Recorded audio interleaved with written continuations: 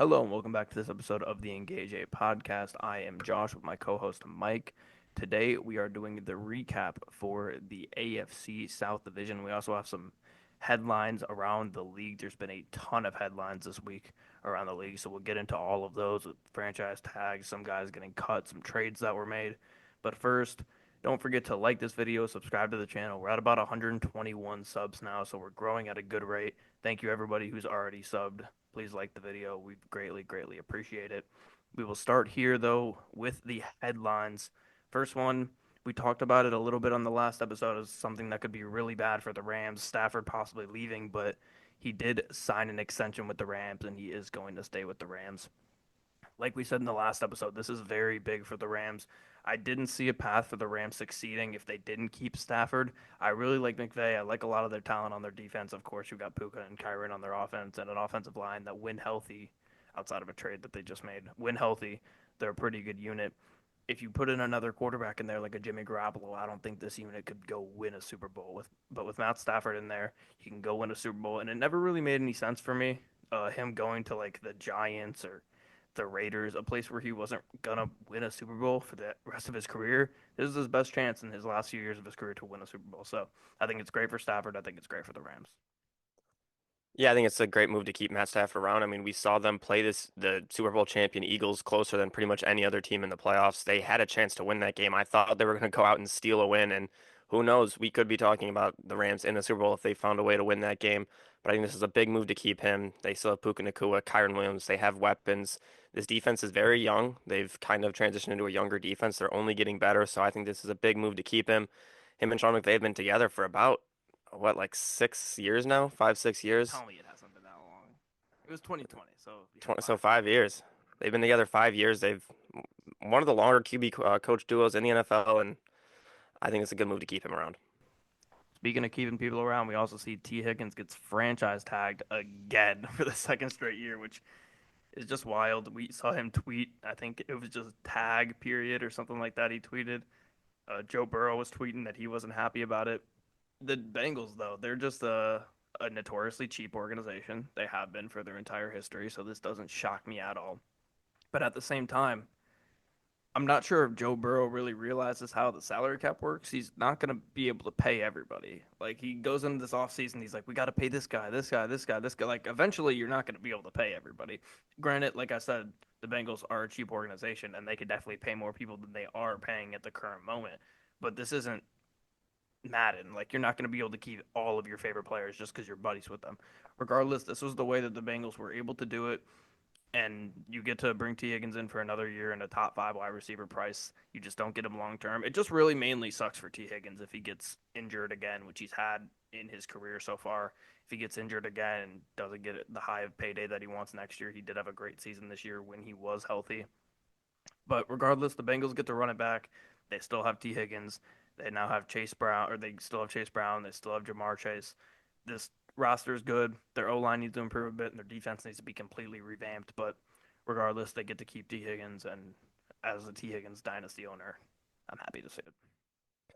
Yeah, I just think it's unfair, completely unfair to T. Higgins having to get franchise tagged in back-to-back seasons. It's just he could go anywhere else, get a long multi-year contract with a lot of guaranteed money. Instead, he continues to get tagged by the Bengals organization where now he only has this 1 year deal. If he gets hurt, it could ruin and take away a ton of money from his family. I just think it's not a good thing to do. You should not be allowed to tag a dude multiple years in a I row. agree.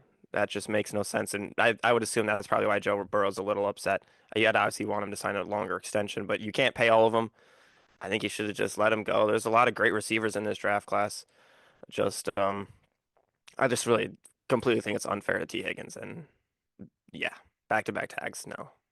We also see Trey Smith get tagged for the Chiefs on defense, which is big for the Chiefs, who their defense, I know people started to turn on their defense at the end of the year. I mean, especially and you get blown out in the Super Bowl, people are going to turn on your team regardless. But people were turning on their defense a bit at the end. I still think this defense is a massive strength.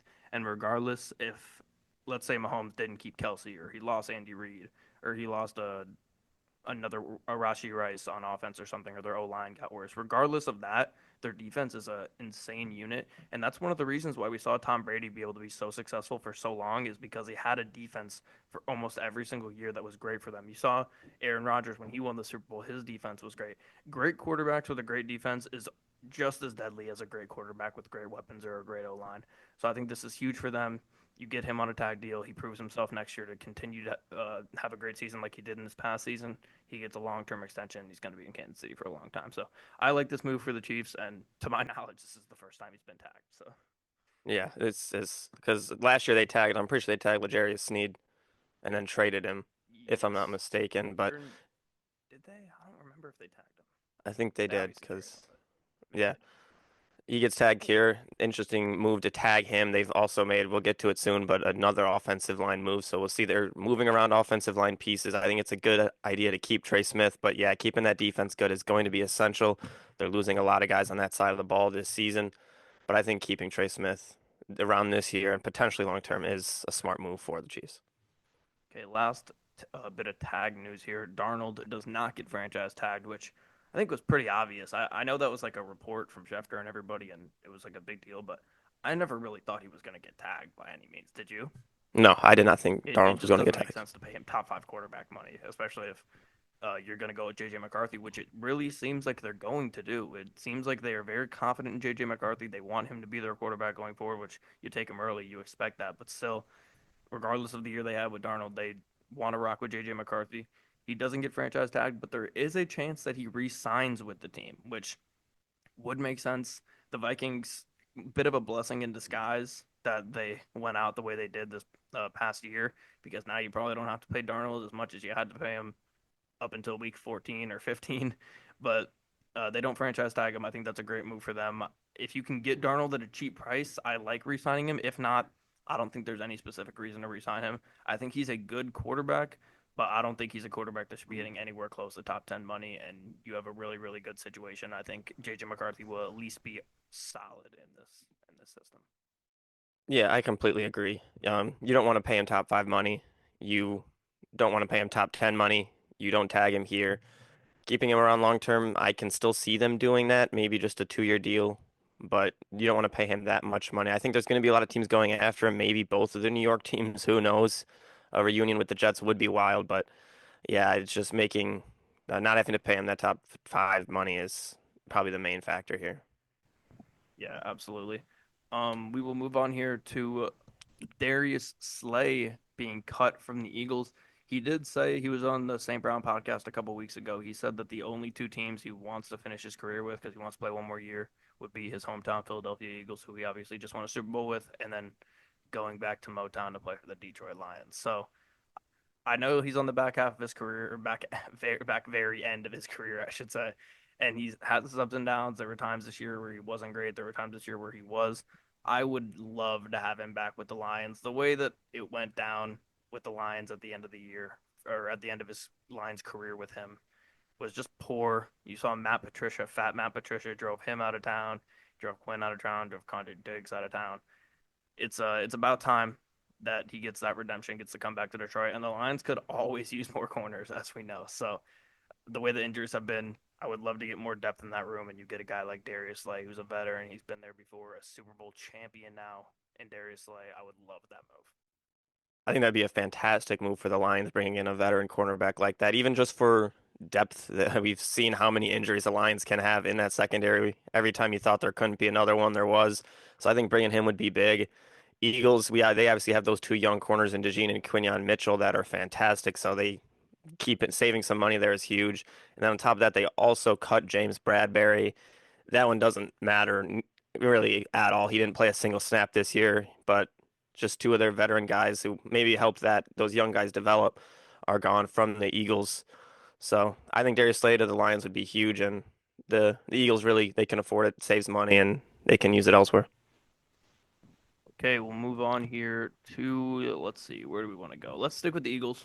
Let's go Saquon, who got a huge payday. He's making 20 M's a year now.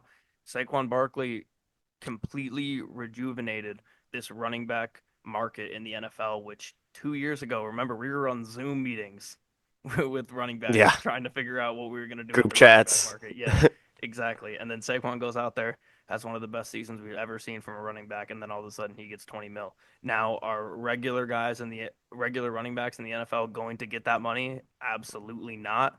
But guys like Bijan Robinson, guys like Jahmyr Gibbs are licking their chops at this Oh deal yeah. because those two are about to get paid, which means David Montgomery, I'm sorry, but you're probably out of here soon, unfortunately.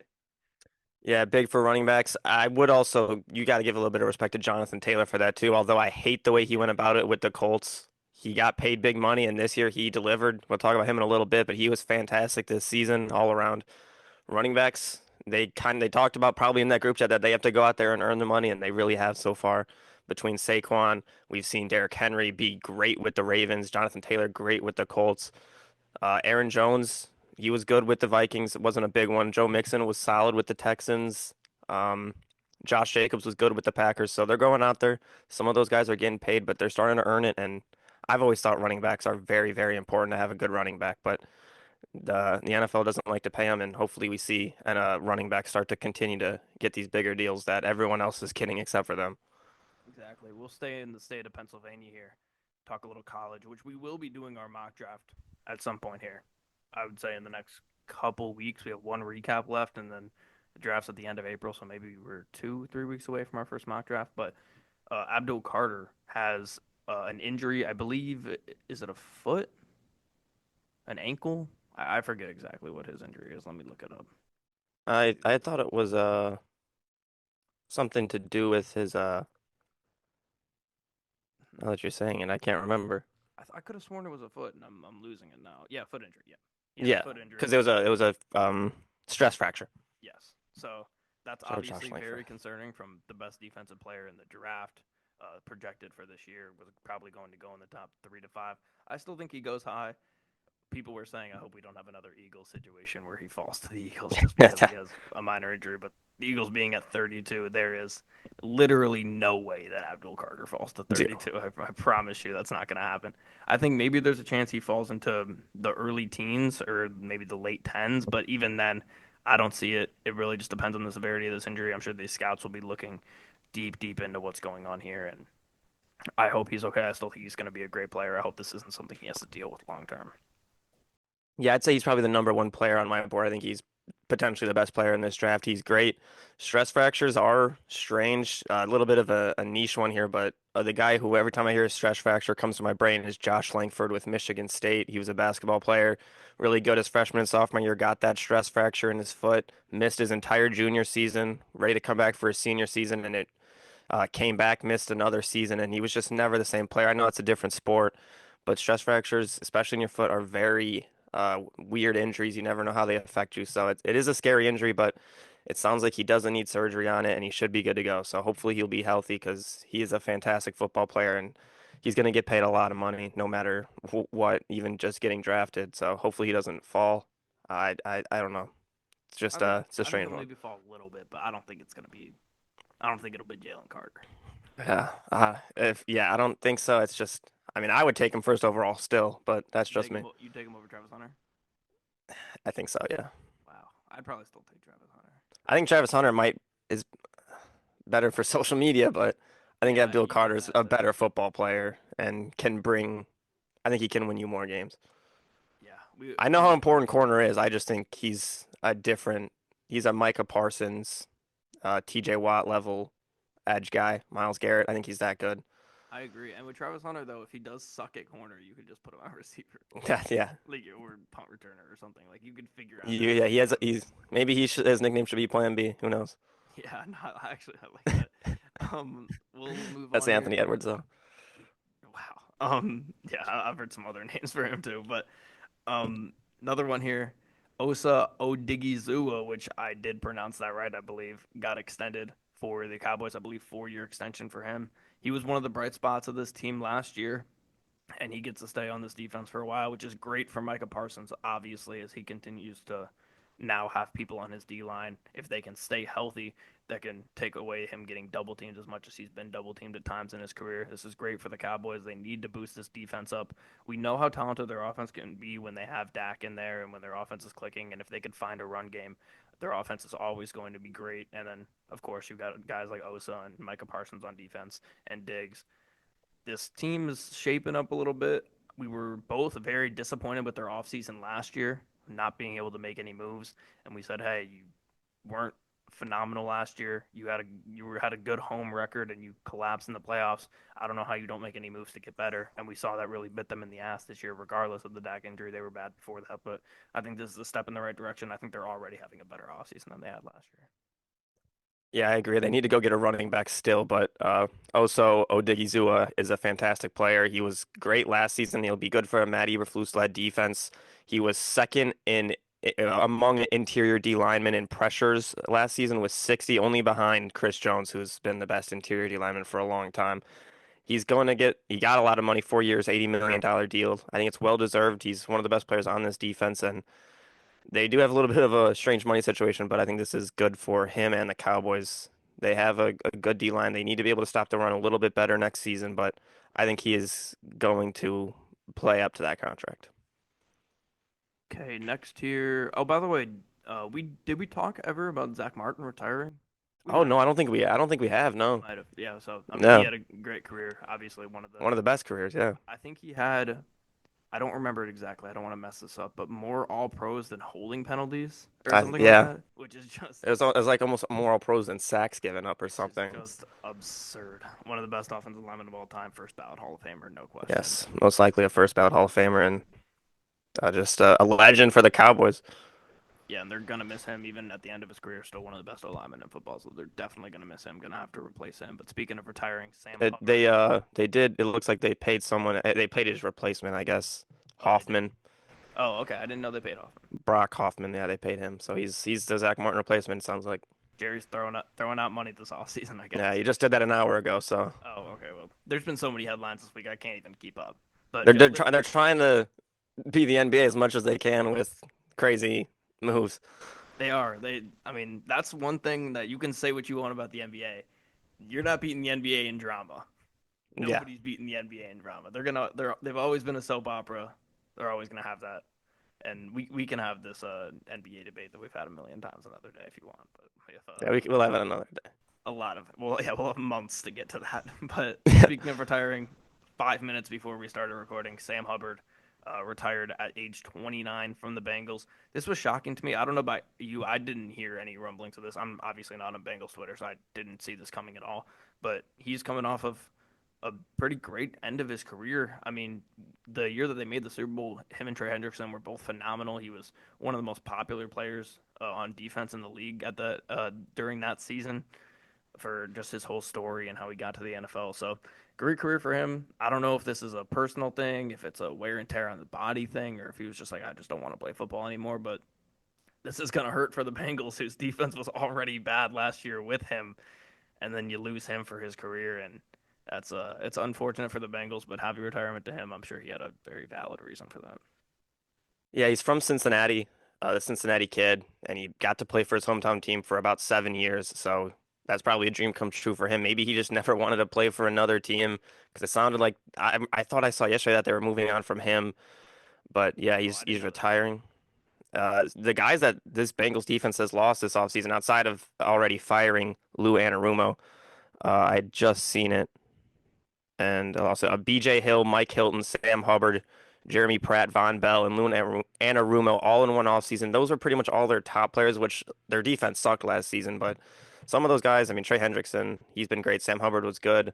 Mike Hilton's been solid for him. This defense is going to be very new next year, and we'll see what they can do, but a lot of top guys gone. They're going to have to replace a lot of guys, and we see they just tagged T. Higgins. So I think they got to start focusing a little more on the defense and a little less on the offense. The offense is not the issue with this team at all. It's mainly the defense. So we'll see what they do. For what it's worth, I was never pro firing Lou Anarumo. I think he's a great defensive coordinator. Yeah, and I mean, I'm Where glad to have him. where is he at now? I Indy. forget. Indy. Okay, yeah. There you go. I think he's a great DC, and I think it was always a talent issue with them. So Yeah, and maybe he was going to be paid as a head coach 2 years ago. He was yeah. looked at as There's a couple guys that will. I mean, we'll talk about him very soon, but Bobby Slowick. yeah, just the nature of the league, man. Sometimes get fired for things that aren't your fault. It's just Yeah. kind of what happens in this league. Sam Hubbard, though, his final play was, or I don't know if it was his final play, but a touchdown pass from Joe Burrow is pretty cool Yeah, against the Titans. that is sick, actually. Yeah. Good way to go. Couple big highlights. Is he the one? I think he got stiff armed by Lamar. Maybe Lamar sent him into retirement. Who knows? I didn't see that. He got stiff armed by Lamar. Well, I'm just thinking of that one. You know, the touchdown early in the season where Yes, Lamar had the yes. crazy play. I thought that was Was it Hubbard. That him? I think it was Hubbard who he stiff armed. He might have made the decision then. Yeah, maybe he was just tired of having to go against Lamar Jackson all the time. But Well, don't blame him. yeah, no, me neither. We have one more headline before we get into a couple trades. Devontae Adams cut from the Jets. Looks like he's gonna follow Aaron Rodgers around like the puppy he is. That's just crazy. This whole situation with Rodgers and Devontae is just so wild to me. He's just gonna follow Rodgers around wherever he goes. And has he had personal success with Rodgers? Yes. Have those teams had a ton of success? Not really. So I don't really understand the undying loyalty, but they must be just absolute best friends, I guess. And I'm I'll make a prediction. I think he goes to the Giants. I think they both go to the Really? Giants. Yeah. I don't know You if I think they love that for the both go to the Giants, Giants? but I think the Giants want him, and I think it's very easy to just stay in New York. Yeah. Uh, just what a wild ride it's been for him and the Jets in this experiment. I think they traded like a third round pick that could have became a second for Devontae Adams. So pretty much just a waste that really didn't turn into anything. Great trade for the Raiders, basically getting a free third round pick. Devon, they had the whole big reveal where he is in the background on I think that was the Pat McAfee show, Was it and Pat McAfee or Kay I'm pretty. Adams? I thought it might have. I Oh think it yeah, was it might have been. McAfee. I think it was McAfee, but they went on Kay Adams after or something. Yeah, they had that whole big reveal. They lived with each other, so Yeah. yeah, it looks like they'll just follow each other around, I guess. But really, this is just a really embarrassing look for the Jets, just wasting that pick and went all in on a season where you finished with a top 10 draft pick. So rough go. That video is probably gonna live in infamy. I think. Yeah, Every time I see it, I laugh. It's so yeah. funny. He just like slyly walks in the back. Yeah, the fact that they were like, "Watch out, NFL," and then won Yeah, 5 games is they were like crazy. 2-5 at that point. Yeah, so they probably only won like 3 games with Devontae, which is just Yeah, hilarious. But a couple big trades here. We essentially predicted this one on the last pod. Deebo Samuel to the Commanders, which I love this for the Commanders. Yes, there's weight issues with Deebo. Yes, there's character issues with Deebo, but he is still, in my opinion, a very, very talented receiver who you could use in many ways. And I think Cliff Kingsbury is going to be able to get very creative with him.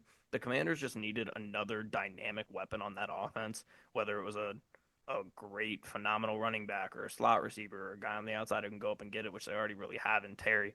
They just needed a guy who can go out there and defenses have to game plan for him. And now you have that with Deebo. You have a wide receiver room that's much improved, a running back room, which I already really like with Eckler and Brian Robinson, and this O line that massively overperformed last season, as we talked about a couple episodes ago. I love this Commanders offense going forward. I think their defense is a lot to be desired, to be honest. I think they have a long way to go defensively. And like I said, I could definitely see a regression next year from them. But this offense just got a lot better. And I think Jaden Daniels, this greatly helps him avoid that second year hangover. yeah, I agree. I think this helps the offense. It's a big move. You go out and get a superstar. You still need more, though. I like Eckler and Brian Robinson, but I think you need a little bit of a better running back room. You need to get a better offensive line. The defense, like you said, there's a lot to be desired there, and this team is going to have to go up against this Eagles team twice a year, and they're going to have to beat them to go to the Super Bowl. They got to beat the Lions again to go to the Super Bowl. They have some very, very talented teams that they have to go through, and I like the Deebo trade, but I still think they need more, specifically on the defensive side of the ball now. I think this helps the offense, but maybe just get a running back, but that defense has to get better. They're not going to be able to do what they did to the Lions every single season and just score every possession. So they need to get that defense better, but I think Deebo Samuel is a great trade for him. Okay, final headline here before we get into the recaps.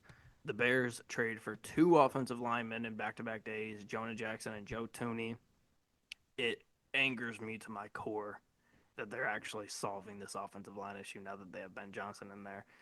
And I'm worried that they might actually have a good offense now that they have some protection for Caleb. So personally, I'm upset about it, but if I was a Bears fan, this is phenomenal. Joe Tooney, of course, we've seen him play literally every single offensive line position. So wherever Ben Johnson wants to put him, he can, which when Ben Johnson has a versatile offensive lineman who you can play at many positions, he's deadly. And then Jonah Jackson, former Lion, he does have injury issues. He's had that his whole career. He had it last year with the Rams, missed a ton of games. But when he's able to play at guard, he's at an all-pro, Pro Bowl level. And I think these are two great offensive line pieces that immediately become the Bears' best two offensive linemen. Yeah, they definitely do. They're losing Tevin Jenkins in free agency, really an addition by subtraction there. But you bring in Tooney and Jonah Jackson, two guys who are great. Jonah Jackson, he's got to stay healthy for it to really be successful, but you really can't really uh, predict that. So you get two good guards there. I mean, this will help their offensive line. They need to continue to improve that. They're going to want Ben Johnson is going to want a run game. So it's a good move. Obviously, the offensive line was the main factor going into the offseason that the Bears wanted to improve. So good moves here and just keep getting better. Tackles are decent for them, but they still need really one more guy, and you need to get more depth there. You know, one injury can shake up the O line, and on top of that, these guys haven't played together before, so really, until you see them on the field, they have to build that chemistry up. So maybe the start of the season will be a little shaky, but as the season goes on, if they're both able to stay on the field, they will continue to get better as the season goes on. Okay, we can move on now to our AFC South recap. We will start here with the Houston Texans, who finished 10-7, first in the AFC South, and lost, of course, in the divisional round to the Kansas City Chiefs. They had the 20th pass offense, 13th rush offense, 6th pass defense, and 9th rush defense. I was right about the standings for this division. That's one thing I can't say. I did have Texans, Colts, Jags, Titans, but I mean, that's not super impressive.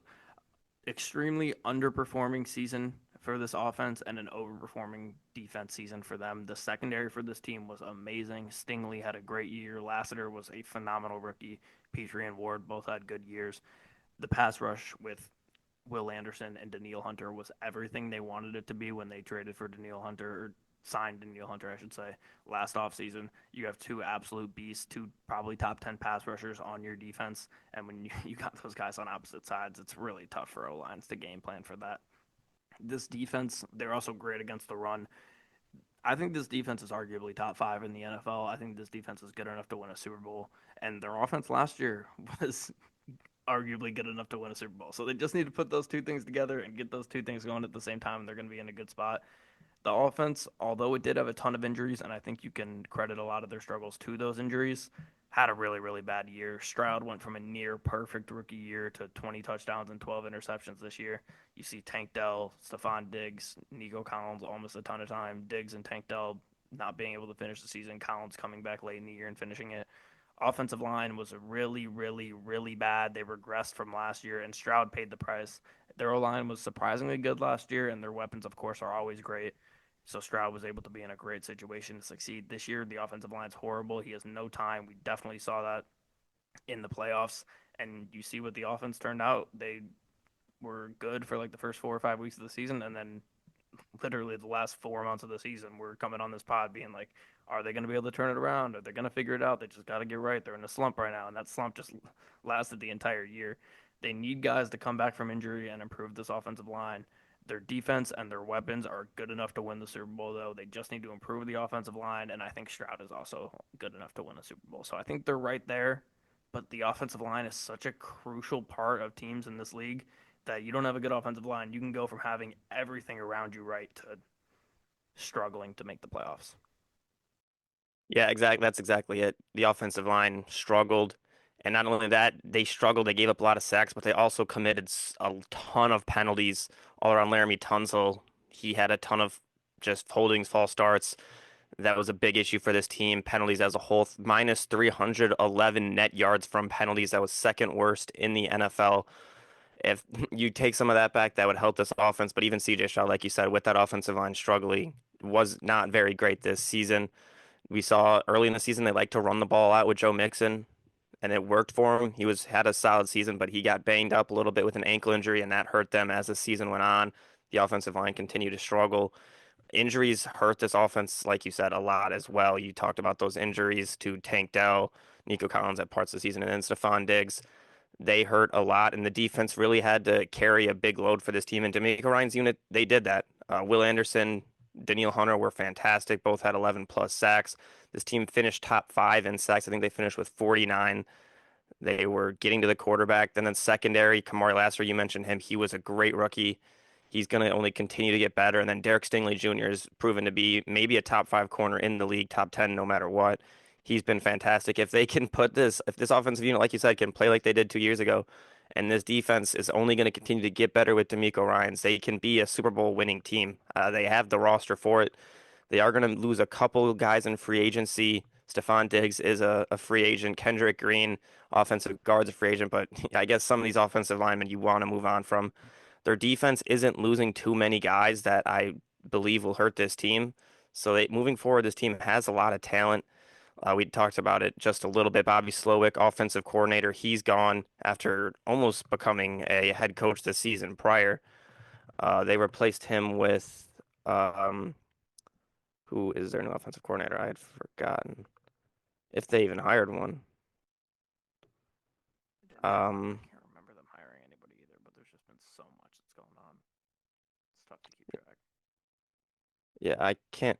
Nick Haley is the new offensive coordinator. I can't remember where he's from. Promoted, maybe?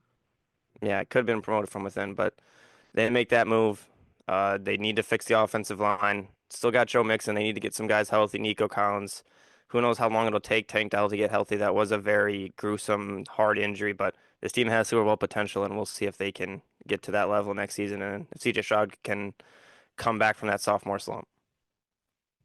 Okay, moving on here to your Indianapolis Colts, who finished 8-9, second in the AFC South, and missed the playoffs. Finished 25th in pass offense, 8th in rush offense, 26th in pass defense, and 23rd in rush defense. Anthony Richardson injury and benching just really kind of derailed the season. Richardson was looking up though a little bit after being benched before he had to miss those last few games of the season. The offense, ton of drops from the weapons in this offense. Pittman had a horrible year. The tight end position as a whole was just bad.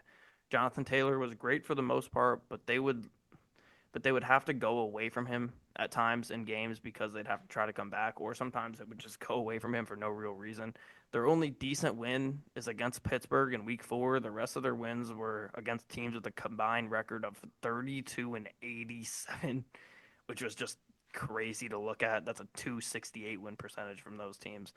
Defense had moments throughout the year, but never really got going on a consistent basis. They started out bad against the run. They improved a bit defensively against the run as the season went on, and the pass defense ended up regressing a little bit as the season went on. I do think on paper, I think they had a worse year than 8-9 because they did benefit from playing a ton of teams who happen to be worse than them. Unfortunately for them, because they didn't get to make the playoffs, that is a bad thing because it just hurts their draft pick that they had to play these teams like the Texans twice and the Jags twice, who were significantly worse teams than them. They got to improve their draft pick. The Colts had to hurt theirs in the process. I don't think they're in a horrible spot though because they do have talent on both sides of the football. They just need to plug a decent amount of holes, which is tough to do in a 1-2 year basis. I'm just hoping for their sake that they can have next year where they at least either have a better roster or Anthony Richardson could show some improvement because if they can't improve this roster a ton and you have a similar year with Anthony Richardson, then you have a lot more questions. Yeah, you will have a lot more questions. They most likely will bring in quarterback competition to go against Anthony Richardson in the offseason. It kind of sounds like it's going to be Daniel Jones, which I'm not too fond of. And I wouldn't be very happy if it was Sam Darnold. I think that you'd have to pay him too much and probably too many years in order to bring Sam Darnold in. This season was very disappointing all around. They had some good moments on offense. Jonathan Taylor had great games, averaged over 100 yards a game rushing, 1,400 yards on the ground, 11 touchdowns. He was fantastic, but just really this team had some killer plays that killed him as a season. Obviously, the fumble against the Broncos by Jonathan Taylor, where he dropped the ball before the end zone, that was a season-changing play. Anthony Richardson had some plays where he was inexperience and accuracy hurt him. Some of the gimme plays that were short, he did miss, but he was able to make a lot of explosive plays, which helped this offense.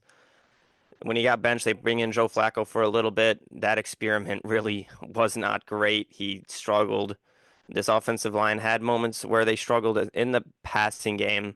The loss of Will Fries early in the season really hurt them. They tried to bring in guys. Danny Pinter didn't really work. Mark Lewinsky, he came back. That didn't really work out. So Ryan Kelly was banged up, but Tanner Bortolini stepped up and he was good. Those are two free agents, Will Fries and Ryan Kelly. I think the Colts should bring back Will Fries. He's a fantastic offensive lineman. Was one of PFF's top 5 offensive guards before his injury. Um, but going back to Anthony Richardson, he's got a. I think really where the Colts messed up was not resting or benching him his first rookie season. He was so inexperienced. You started him right away, which I guess you want to give him experience, but at the same time, he had a lot of inaccuracy issues, just a lot of little things that you could have just spent that whole season working on, teaching him more about the NFL football defenses. Instead, you started him, and he looked good his rookie season, but an injury at that point, you can't work on little things to help his accuracy, especially with a shoulder injury. So I think that's really the main issue that has hurt this team. But he is working out, it sounds like, with Josh Allen and Josh Allen's trainer to help those accuracy issues, which is an issue that Josh Allen had early in his career. So hopefully he's able to fix that. If they do bring in a quarterback to pair with him, I would hope it would be Justin Fields, kind of a similar play style where you'd want him to run the ball. And I just think those two guys could work well together. And Justin Fields is at least electric, not Daniel Jones or Sam Darnold, where specifically Daniel Jones, where you're just going to be watching him fumble a lot. The defense was maybe more frustrating from this Colts team all around. They would give up a ton of yards passing. They really didn't have a great secondary. They were able to get stops in the red zone. That was kind of their main thing. They were able to force turnovers, but just so many missed tackles. Zaire Franklin, I think he led the NFL in tackles again, but he did have a couple missed tackles. He's still a great linebacker, just needs to talk a little bit less off the field and worry more about playing on the field. EJ Speed was not great, missed way too many tackles. Hopefully they can find a replacement for him. Nick Cross was a guy who started the season that we were hoping would really take that leap forward, and he had for a while, was making a lot of plays, but the Colts need to be better at that position, specifically just in the secondary. Julian Blackman's also a free agent. I don't know if the Colts would bring him back. I think they just kind of need to replace that entire secondary outside of Kenny Moore. He's the one guy you really have to keep for this new Lou Anarumo-led defense. They fired Gus Bradley, so they're going to want that strong secondary. They have a solid D-line already. They would like a little bit more production from it, but I think this is a D-line you can keep moving forward. Maybe bring in some different defensive tackles. We saw Raekwon Davis come in, Taven Bryan come in. Those guys really didn't do too much for the Colts at all this season. So maybe bring in some better defensive tackles, but that's pretty much about it. Maybe resign Dio Dangbo. He's a solid depth edge rusher, and maybe bring back Ashton Doolin, solid special teamer. But outside of that, they just need to bring in a backup running back, completely reshape the tight end room. I'd love for the Colts to go out and get a guy like Tyler Warren. Not a big fan of Colston Loveland. I'd rather have him in the second round, but Tyler Warren in the first round would be a dream scenario for the Colts. If not, go secondary and try to boost that up. Okay, we'll move on here to the Jacksonville Jaguars, who finished 4-13, somehow managed to not go last in their division, third in the AFC South, and missed the playoffs. 24th in pass offense, 25th in rush offense, last in pass defense, and 24th in rush defense. Just an absolute nightmare season for the Jacksonville Jaguars. Similar to the Cowboys, though, they were not playing well even before their quarterback went out for the year. Although T. Law did miss a ton of time, and he maybe was a little bit better, not that much better than Dak when he was in. Regardless, both teams were bad before their quarterbacks got hurt. Not many bright spots on either side of the ball outside of Brian Thomas Jr., who's an absolute dog and was a great pick for them. Great weapon for Trevor Lawrence when he comes back. Trayvon Walker also had a solid season for them, which they desperately needed, picking him first overall a couple years ago, picking him over Aiden Hutchinson, who, when healthy, is one of the best defensive players in football. Tough look for them, but at least Trayvon had a decent season. Secondary was pretty bad. Pass rush should have been better with Hines Allen and Trayvon Walker. They kept Doug Peterson around for months, even though he was inevitably going to get fired regardless. Although I think that was kind of dumb, as far as tanking purposes go, I think that made a ton of sense because you saw where it was going with Doug Peterson, and it continued to go that way with him for the rest of the year. So they knew what they were going to get. And shout out to Shad Khan, I guess, if he was trying to get a higher draft pick, and that was his intention. I'm not sure if it was, but if that was his intention, I think it was a good move. I think we see improvement from Trevor Lawrence, and I think him and Thomas are going to have a great year next year. Going to end up getting a really good player early in the draft this year. They're one of the teams that is going to be interested in Abdul Carter, and they're one of the teams that's going to be interested in Travis Hunter. I think they're going to end up probably getting one of those guys early in the draft. They benefit from the rare situation where you have your franchise quarterback and you have a top pick in the draft. So they get to benefit from that. They fire Peterson, like I said, they get Liam Cohen in as their new head coach, and they have a 15-year-old at GM, We don't know how that is going to work out for them overall, but Liam Cohen's a good offensive mind. I don't think he's going to be a traitor to them because he's already reached the pinnacle of coaching, which is one of the 32 NFL coaching jobs in the league. So they don't have to worry about that with him. We'll see how it goes. I'm very confused about this Jacksonville future. I think they have a ton of holes to plug, and I really hope they don't waste Trevor Lawrence's career. And I hope Trevor Lawrence can have a better season next year than he's had in the previous couple of years. Yeah, Trevor Lawrence, really the whole Doug Peterson experiment has been just kind of wild. They had such a solid first season. You go to the playoffs, you get a big playoff win. Even in that season, while he looked good, Trevor Lawrence still didn't look like the star we really expected him to be. That was by far his best season, but wasn't that star we expected him to be there. And ever since, it's just really went downhill for him in his career. This offense, he only started 10 games this season, but as a whole, this offense was terrible. Bottom 10 in yards per game, passing yards per game, rushing yards per game, and points per game.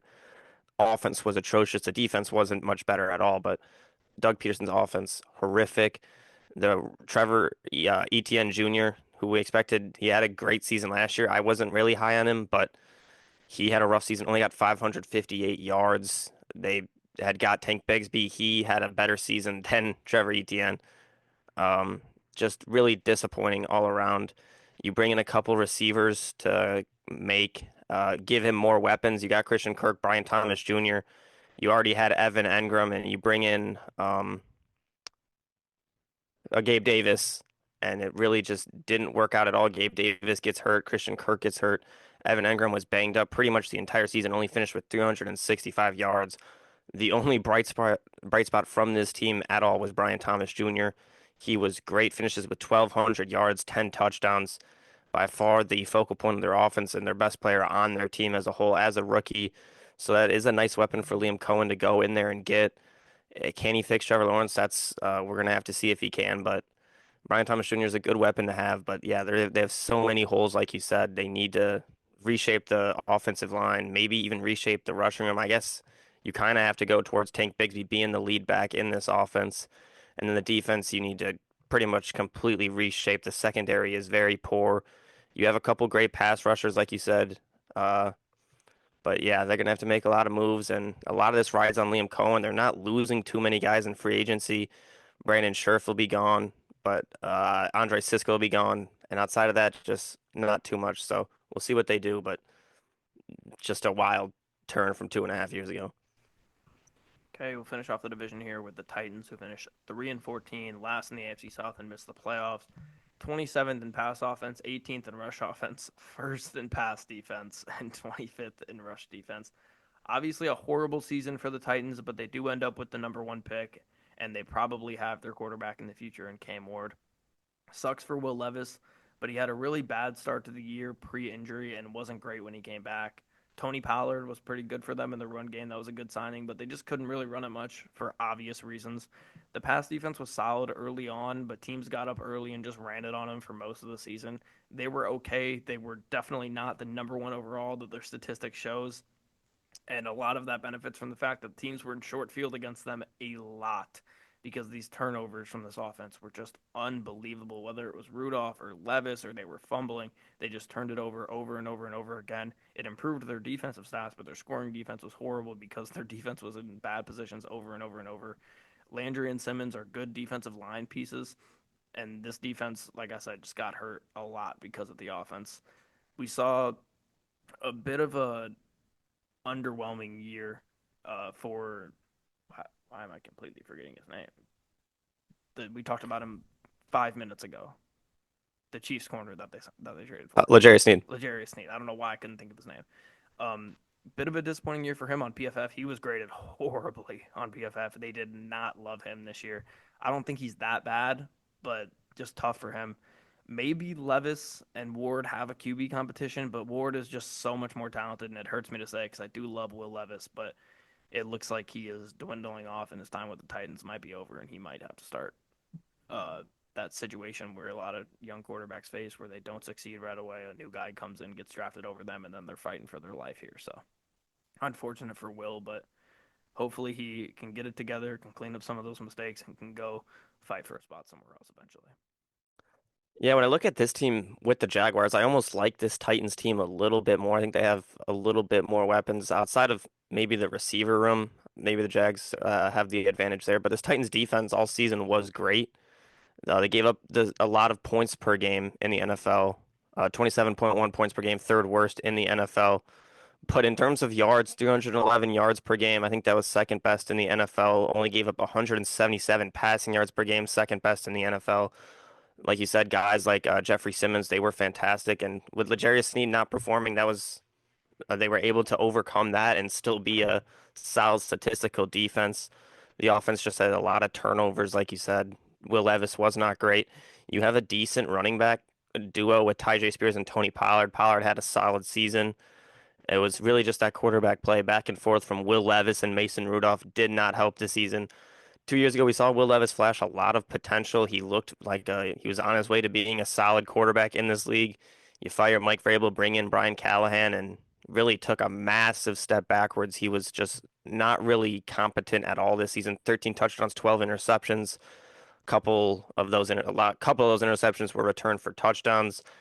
The only thing Will Levis really was good for this year was making iconic pictures that are funny to look at. I think he had like what a 6 week stretch of weeks 1 through 6 where he had a picture where it's just hilarious and memeable. But they're gonna probably have a new quarterback this season, and we're gonna find out very quickly if Brian Callahan is a competent coach if he brings in a guy like Cam Ward. So we'll see what they do, but I think overall, I mean, the defense is solid. It's just they need that quarterback play and they need to improve the offensive line. I think that's not even a question. But finishing 3-14, I don't think this team is 3-14 bad. And this division as a whole, going into this, we talked about maybe our worst take of all time. We talked about this division being maybe third best in the NFL, and it's there's not even a close second to last. This is the worst division in football. It's not even close. I mean, when we did our worst takes through 100 episodes, we weren't even like we were like halfway through the NFL season and that made it. It was Yeah, pretty obvious where that where that train was going at that point in the year. It's yeah. absolutely brutal season for this division, and I honestly would argue they were 3-14 bad because weren't they like 3-14 against the spread too? Yeah, no, they were terrible against the spread. It's just when you look at this, like the defensive numbers are solid outside of the points, and you look at some of the talent they have on That's offense. They seven had straight Hopkins. games. Yeah, they had Hopkins for a while. Really, just underrated. The big miss from this GMs a couple years ago. This staff was getting rid of AJ Brown. Obviously, was a terrible move as he's one of the best receivers in football. But to replace him with Treylon Burks, who has had nothing short of a very disappointing career so far. He's had a lot of injuries to deal with, but finished the season with 34 receiving yards and Really? just I didn't know it was yeah, that bad. 34 receiving yards from Treylon Burks. He added one rushing yard, so 35 yards total on the season. Big all-purpose yard. But Yeah. yeah, I don't know. When you're that bad against the spread, that's usually a good indicator of if a team just has a bad record and they're better than their record shows. But man, I no, like I agree. It's just you I look think at they're the the worst team of talent. all time against the spread, or one of them. Yeah. It's just you look at the talent. Like the Jags really don't have talent outside of Josh Hines Allen and Trayvon Walker, really on defense. I mean, Kenneth Murray's a solid linebacker. Jeffrey Simmons is fantastic. Armani Hooker's good. Harold Landry's solid. Tavondre Sweat is one of the best defensive rookies in football this season. They just have a lot of solid I agree defensive with that. pieces. I Quandre agree. I agree Diggs, with that. Chidobe Awuzie, L'Jarius Sneed. They have talent on that defensive side of the ball. I think this is really just a test that I think Brian Callahan's just a terrible head coach. Yeah, I mean that's kind of what it looks like. And I And also Joe forgot to Burrow mention, Merchant. yes, Harold Landry did is requesting a trade, I think, or he's been given permission to seek a trade. So I Yeah, believe he will be going elsewhere in the offseason. that'll good for him. Yeah, definitely. But we'll move on here to I our. mean, just one last thing. Looking through the Titans stats, you know it's bad when you go to tackles and you have Chigo Quanquo on tackles, Nick Westbrook Akine on tackles. Some of these guys are special teamers, but you got Calvin Ridley with a couple tackles, Traylon Burks, DeAndre Hopkins, Tyler Boyd all have a couple tackles, Tony Pollard. Not all those guys were on special teams, I'll tell you that much. No, So no, yeah, their that's tackles are from turnovers. that's absurd. That's actually absurd. Okay, we'll do our division awards here. Compared to last season, division awards for the AFC South. Last year at Offensive Rookie of the Year, Beginning of the season at Offensive Rookie of the Year, I had Brian Thomas Jr. I said I think he'd have more opportunities than Adai Mitchell or Adonai Mitchell. I'm doing too much Colts trivia from last episode with Adai, but I'm staying with Brian Thomas Jr. He had a great year, a better year than we ever could have expected, especially being on a team that had a ton of bad quarterback play with Trevor Lawrence not playing well and then Mac Jones coming in and having to play a lot of the season. But Brian Thomas Jr. comes in there, had probably the second best wide receiver season of all rookies, just under Malik Neighbors. No doubt, easy pick here for Offensive Rookie of the Year, Brian Thomas Jr. Defensive Rookie of the Year, beginning of the year, I had Latu Lato. If he stays healthy, I said he would be great. He did stay healthy, but he didn't have a phenomenal season. Kamari Lassiter is who I'm going with my Defensive Rookie of the Year. He had 3 picks, was one of the better cornerbacks in the entire division, one of the better DBs in the entire division. Not a absolute surprise for the Texans, I'm sure, but definitely a little bit of a pleasant surprise. He gets to go on the other side of Stingley, 2 great corners, arguably 2 of the best corners in this division, and they made this defense phenomenal. Offensive Player of the Year, beginning of the year, I had JT. I'm sticking with that, regardless of what that horrible fumble was in the Broncos game that might have cost them the playoffs. Still, he had a great year when he was able to play, and they just needed to play through him more. Unfortunately, uh, different issues made it so they couldn't run the ball as much as they wanted to. He's still one of the best running backs in the league, and I think he's going to continue to just have great season after great season. Defensive Player of the Year, beginning of the year, I had Will Anderson Jr. I'm going to switch that to Derek Stingley. Nothing against Will Anderson. He also had a phenomenal year, but Derek Stingley, one of the best corners in football, one of the biggest reasons why this Texans defense was able to completely reshape and become a dominant unit that I'm going into next year just a giant fan of. Shout out to Derek Stingley. And then MVP, multiple ways I could have went with this one. Beginning of the year, I had C.J. Stroud. Obviously, I'm changing that. I'm going to go with Daniil Hunter. He finally had a true player to his level on the defensive line. He finished with 12 sacks, 17 TFLs, and he played every single game. He's had a lot of injury issues in his career. He was able to fully stay healthy, and now that he has a guy like Will Anderson on the other side of him, you got to see him absolutely eat with those 12 sacks, and he was just an absolute wrecking ball for this defense. So I went with Daniil Hunter as my MVP. Yeah, we had very similar preseason and here postseason awards for this division. Starting with Offensive Rookie of the Year, I also had Brian Thomas, and I'm obviously keeping that. He was fantastic, the best player on this Jags team by far. I thought he was going to be one of the better receivers in this draft, and he really proved that. Defensive Rookie of the Year, I also had Laiatu Latu. I'm going to switch that to Kamari Lassiter as well. Laiatu Latu, when he was on the field, he was good. Would have liked more production from him, but Gus Bradley just kept him on the bench a lot. I think he only played 40 something percent of snaps. Hopefully, with Lou Anarumo, that's going to go up massively. We can see him in a Trey Hendrickson role. But for Defensive Rookie of the Year, I'm changing to Kamari Lassiter. 21 corners, played over 240 snaps. Lassiter ranked #1 in completion percentage allowed at 47.8%. He finished second with 3 interceptions in the NFL and gave up a pass rating of 69.1. He was fantastic for this Texans defense, and one of their him and Derek Stingley Jr. is going to be a fantastic duo for a long time. Honorable mention, we talked about him a little bit. Devondre Sweat was also fantastic. For Defensive Player of the Year going into the season, I had DeForest Buckner. I'm going to change that to Stingley. That cornerback duo was great, and this defense for the Texans deserves a lot of love. They were probably the best unit in this division by far, so Derek Stingley was fantastic. Offensive Player of the Year, Jonathan Taylor. He was great, 1,400 rushing yards, was good in the receiving game. He's probably the best offensive player in this division. He had a great season. The fumble killed, but he was fantastic all around and by far the best player on this Colts team. And then for MVP, I just went with, again, I like I did with the Eagles duo, I went with the Texans duo of Daniil Hunter and Will Anderson Jr. They both were great, both finished with over 11 sacks, got to the quarterback a ton. So Daniil Hunter and Will Anderson Jr. are my MVP of the AFC South.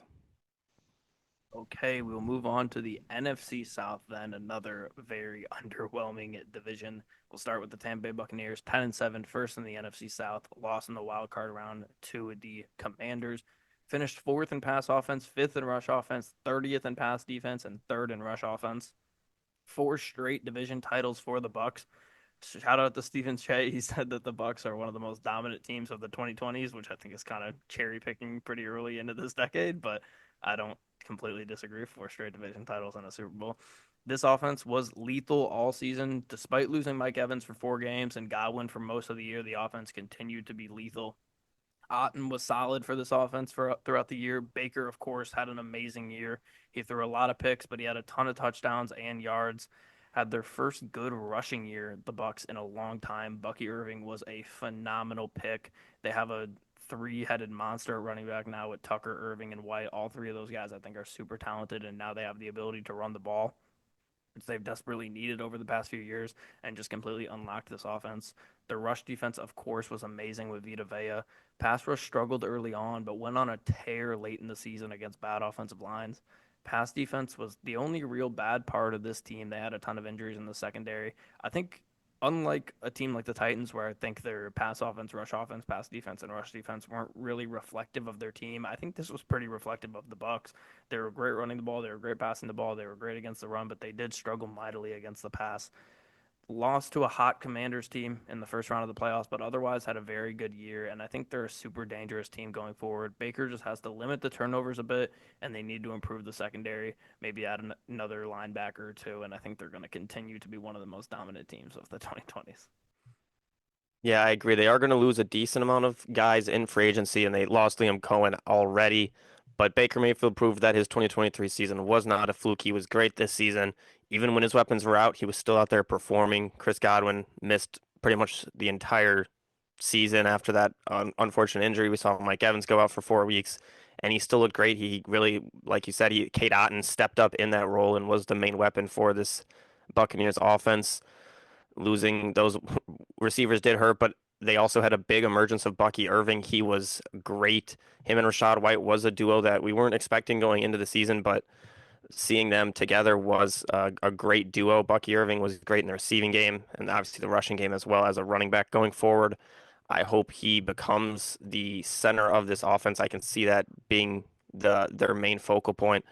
Defensively, they weren't great, like you said, with the numbers, but I think Todd Bowles can get this unit better. And Todd Bowles gets a lot of criticism, but like you said, four straight division titles. They've won a Super Bowl. I think he's been the head coach for maybe three of those division titles, but he's been great all around. He's developed quarterbacks. Baker Mayfield comes in and has been the bright spot. Bucky Irving had over 1,000 yards rushing this season, had became the RB1. Jalen McMillan also emerged as a solid wide receiver three. He's going to have to step up into a bigger role next season with Chris Godwin likely leaving. And really, that's the only big loss they have on the offensive side of the ball. They're losing a lot of depth guys on defense that have been there for a while. Levante David is going to be a free agent. William Golson's been there for a long time. Shaq Barrett came back during this season to play for him. They're going to have some guys leaving, but I trust Todd Bowles to get this unit to a competent enough level, and Baker Mayfield is going to come out and continue to be that top 10 quarterback, honestly, almost that he's been in these last couple of years. Mike Evans got his charity at the end of the season to get 1,000 receiving yards, continues to be one of the best receivers in the NFL. So great season for this Buccaneers team. Winning the division was their main, well, winning a Super Bowl is obviously their main goal, but they go out and win the division and continue their dominance over this division. They were able to step up on the Falcons. So good season overall for the Buccaneers. And after everything they've been through, I'd consider it a good season. Okay, moving on here to the Atlanta Falcons, who finished 8-9, second in the AFC South, and missed the playoffs. Finished fifth in pass offense, 10th in rush offense, 24th in pass defense, and 15th in rush defense. Despite finishing second in this division, this was a horrible year for the Falcons. Kirk had a pretty solid start, then went into a horrible 5 to 6 week stretch where he did nothing but throw picks and look old. He ended up getting benched for Penix. Penix truly didn't get a fair shot towards the end of the year, but he was okay in his time. Drake London and Bijan finished with really good years and established themselves as great weapons for this offense. Defense had a ton of talent, but the worst pass rush in the league completely sold them. Teams were able to pass all over this team because there was just no pressure on the quarterback, so the quarterbacks were able to just sit back there and do what they wanted to do. The Kirk Cousins era seems to be over already, and there was a ton of shit this NFL season, preseason, that I was wrong about. I couldn't have been more right about this contract being dumb for them. I said I wouldn't be shocked to see Kirk have some success because of the weapons around him, and he did at times. But you have a very old quarterback coming off an Achilles injury who had an 8 week stretch that people crowned him as the greatest quarterback in the NFL. And it just wasn't the case. He's just an old quarterback who he's been up and down his entire career. He's had some good years, some really bad years, and now he has an Achilles injury, and you see him be even less mobile than he was pre-Achilles injury, and it killed them. They need to get a pass rusher in the offseason. It's make or break for this defense that does have a ton of talent, especially with Jesse Bates, is one of my favorite defensive players in the league. But if you cannot get to the pass rusher, it doesn't matter if you have the best four corners and the best three linebackers in football, you're going to struggle because defenses can just not guard offensive weapons forever. So they need to figure out that pass rush problem, and it just crippled the team this season. Yeah, the pass rush was brutal. Like you said, worst in the NFL. Only 31 sacks. That was only behind the Patriots, second worst. This was a worry we had going into the season. I'm pretty sure we talked about on the preview that they needed to find a way to get pressure, but they had gotten a guy, Matthew Judon, who we thought would go out there and kind of change this defense, add that element to the defense. It just did not happen. Lack of quarterback pressure killed this defense. Bring in Raheem Morris, you thought that could also help this defense take a step forward with that defensive mind, but he was also disappointing. Didn't really make too many. Had to make some decisions in games that he made that were incorrect clock management wise. They were great early in the season. They had games against the Chiefs. They played them close. Had a 5 touchdown game from Kirk Cousins where he looked fantastic. But like you said, they had a stretch of Kirk Cousins playing very poorly. A lot of turnovers. I think it was about like 10 turnovers in 4 games with no touchdowns.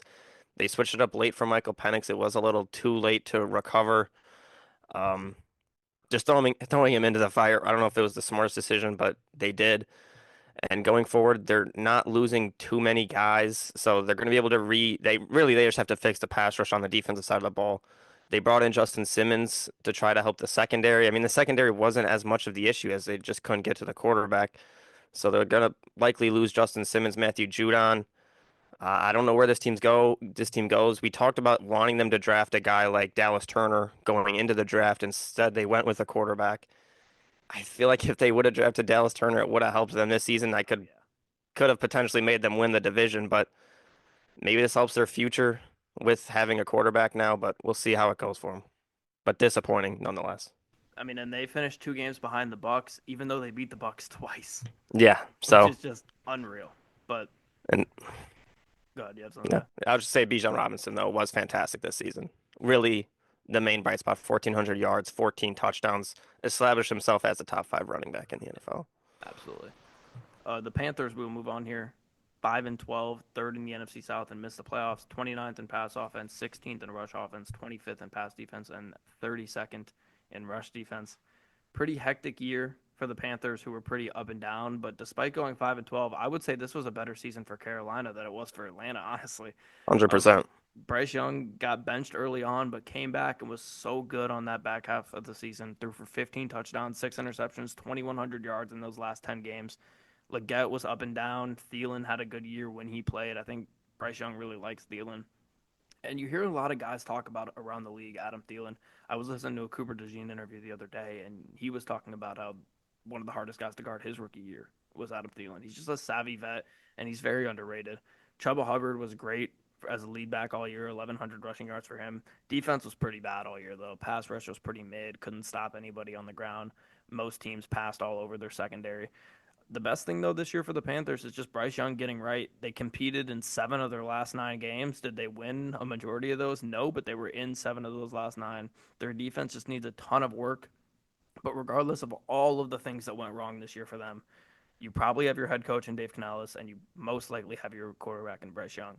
And that's the clarity that the Panthers fans wanted leaving the season. And although it didn't look like they were going to get that early on in the year, they ended the year and they got that clarity, and I think they're looking up.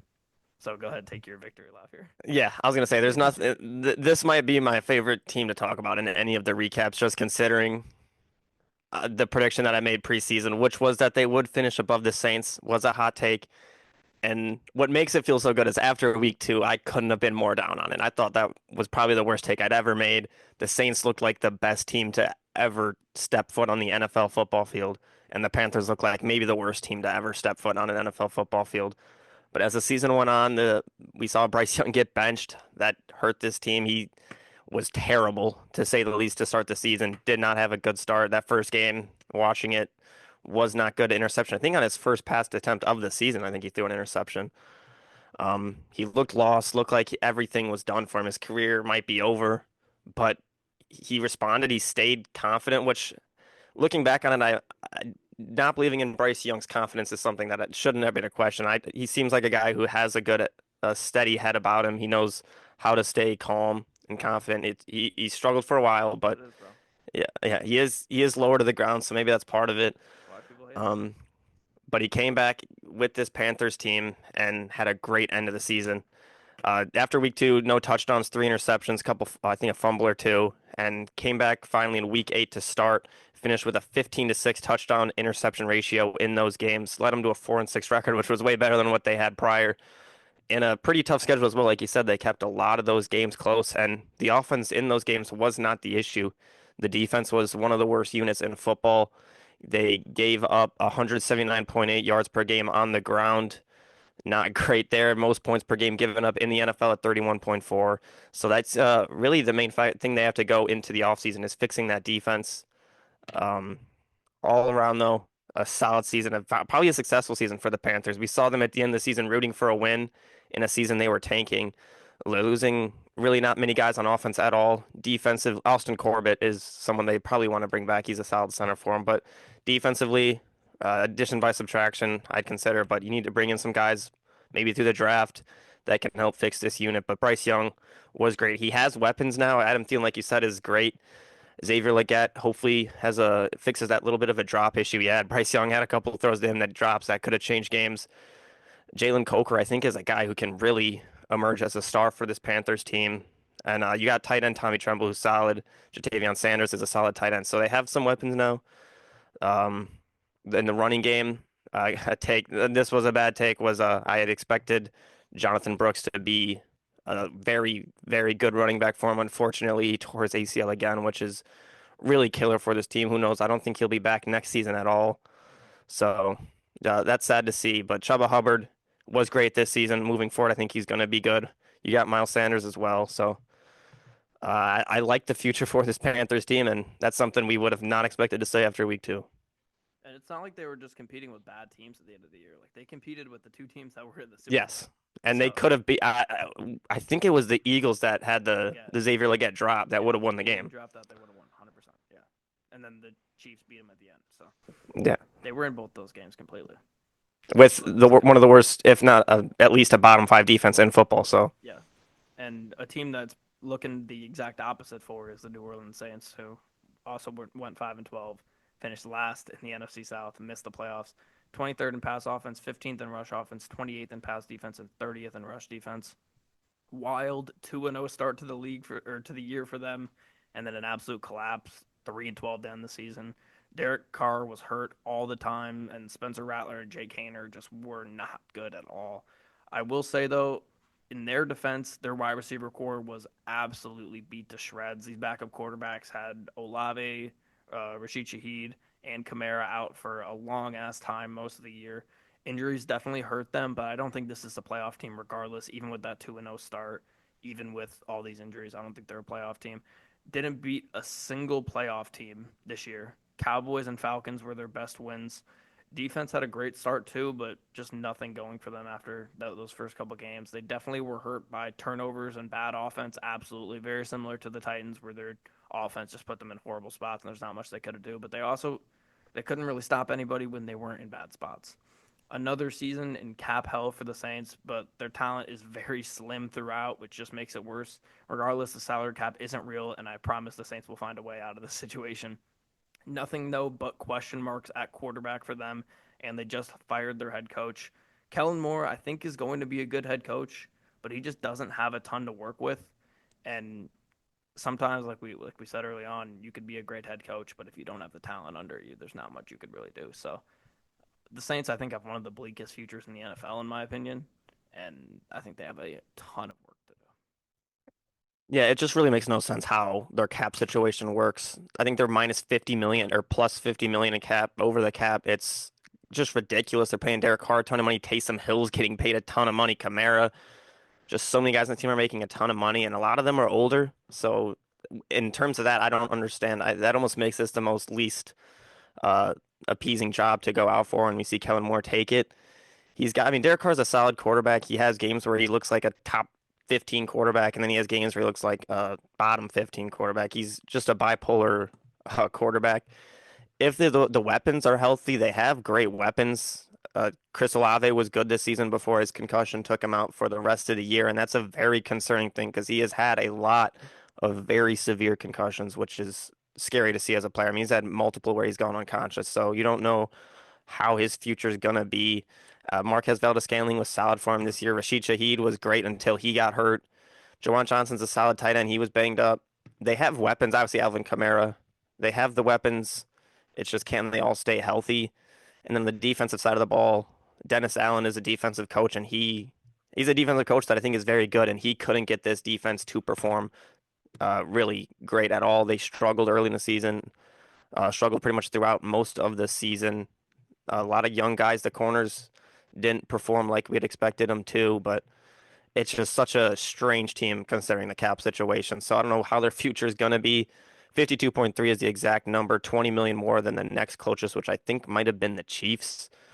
So we'll see what they do in the future, but just I don't understand how they navigate the cap situation, but they do it every year.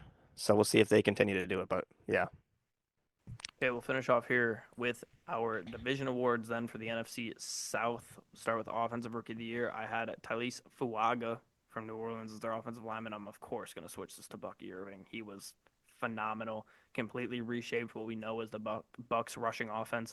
Great receiving back, had 1,100 rush yards this year. He was phenomenal. For Defensive Rookie of the Year, it's kind of slim pickings. I had Rukaroro before the season. He didn't do much this year. I'm going to switch that to Tyke Smith from the Bucks. Bucks took him as a third-round safety. He finished the year with 7 pass deflections, 2 interceptions, 3 forced fumbles. He was all over the place, and he didn't also have much competition for this award in the division, to be completely honest. Offensive Player of the Year, I had Bijan Robinson. Absolutely could have stuck with him, but I'm going to go with Drake London here. 1,200 receiving yards. He's being looked at as one of the top weapons in the league. He has good size. He has good speed. He's a good route runner. He can go up and get it when you need him to. He's an all-around great weapon, and he's going to be great for Michael Penix going forward here. Defensive Player of the Year. Before the year, I had Jesse Bates. I'm going to stick with Jesse Bates. 10 pass deflections, 4 interceptions, 4 forced fumbles, and a turnover and a touchdown for him. He was great all year. He's an elite weapon, and that's with a defensive line that couldn't get any pressure all year long.